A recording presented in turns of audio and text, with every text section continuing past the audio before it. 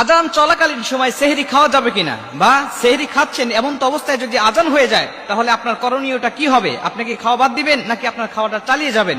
এই প্রশ্নটা আমাদের কাছে অনেকেই করে থাকে যে হুজুর আজান হয়ে যাচ্ছে, এমন তো অবস্থায় আমার প্লেটে এখনো খাবার আছে, আমার হাতে গ্লাস আছে, আমি এখন এই খাবারটা খাবো, পানিটা খাবো, নাকি আমি এখানে স্টপ করে দিয়ে আমি রোজা রাখা শুরু করে দেবো, আমি আর খাবো না? এই প্রশ্নটা আমাদের মাঝে অনেকেই করে থাকেন। আল্লাহ রাসূল সাল্লাল্লাহু আলাইহি ওয়াসাল্লাম আমাদেরকে একাধিক হাদিসের মধ্যে এই বিষয়গুলো আমাদেরকে জানিয়ে দিয়েছেন। যেমন আম্মা জান আয়েশা রাদিয়াল্লাহু তাআলা আনহা থেকে একটি হাদিস বর্ণনা করা রয়েছে। আম্মা জান আয়েশা রাদিয়াল্লাহু তাআলা বলছেন, তোমরা বেলালের আজান শোনার পরে খাবার চালিয়ে যাবে, বেলালের আজান শোনার পরেও তোমরা খাবার চালিয়ে যাবে যতক্ষণ না পর্যন্ত তোমরা উম্মে মাকতুমের আজানটা না শুনতে পাও। মানে হযরত বেলাল রাদিয়াল্লাহু তাআলা আনহু যখন আজান দিতেন তখন মানুষগুলোকে জাগানোর জন্য, সাহরি খাওয়ানোর জন্য, মানুষগুলোকে ঘুম থেকে জাগ্রত করার জন্য তিনি আজান দিতেন।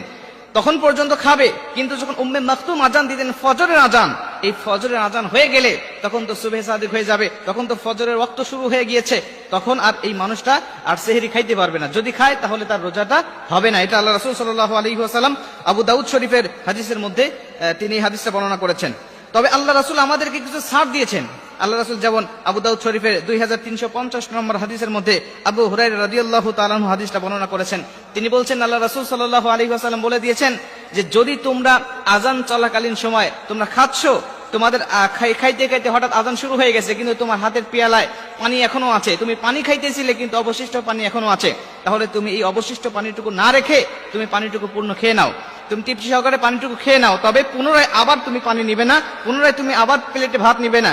তুমি খাচ্ছ কিন্তু অবশিষ্ট সামান্য কিছু বাদ আছে যেটা তুমি খাইলে পরে সমস্যা হবে না, কিন্তু তুমি যদি আবার বেশি করে খাচ্ছ, আবার প্লেটে ভাত নিচ্ছ, বা প্লেটে অনেক ভাত আছে যা খাইতে তোমার সময় লাগবে, খাবার পাত্রে তুমি এক পাত্র পানি খাচ্ছ আবার পাত্রে নিচ্ছ, এরকম হলে পরে তোমার রোজাটা হবে না।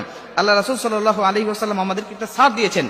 এই জন্য আমাদেরকে একটু চিন্তা করতে হবে যে আজান যখন শুরু হয়ে যাবে, আজানের শুরুর আগেই, এখন তো ডিজিটাল যুগ জামানা, আমাদের প্রত্যেকের হাতে মোবাইল থাকে, ঘড়ি থাকে, আমরা যদি চিন্তা করি যে আমাদের সেহরির সময়ের শেষ সময়ের অন্তত 5 মিনিট আগে আমরা খাওয়াটা শেষ করব, তাহলে অবশ্যই আমাদের পরিপূর্ণ হকটা আদায় হবে। কিন্তু আমি যদি আজানের অপেক্ষায় থাকি, অনেক মসজিদে আছে, দেখা যায় অনেক ভাইরা আছেন যে এলাকার বিভিন্ন মহল্লায় মসজিদ হচ্ছে, আজান হচ্ছে, এখন চিন্তা করে যে এটা তো আমাদের মহল্লার মসজিদ নয়, অমুক মহল্লার মসজিদে আজান দিচ্ছে, আমাদের মহল্লার মসজিদ যখন আজান দিবে তখন আমি খাওয়াটা শেষ করব। আবার যখন ইফতারের সময় হয়ে যায় তখন চিন্তা করে যে কোনো মসজিদ থেকে আজান শুরু হইলেই সে খাওয়া শুরু করে দেয়, মানে সুযোগ সুবিধা সে সন্ধান করতে থাকে সব সময়। এজন্য আমরা চেষ্টা করব যখনই যে মসজিদে আজান হোক না কেন, আজান শুরু হয়ে গেলে আমরা খাবো না, আর ইফতারের সময় ঠিক যে কোনো মসজিদে আজান হয়ে গেলে আমরা সঙ্গে সঙ্গে ইফতারটা করে নেব।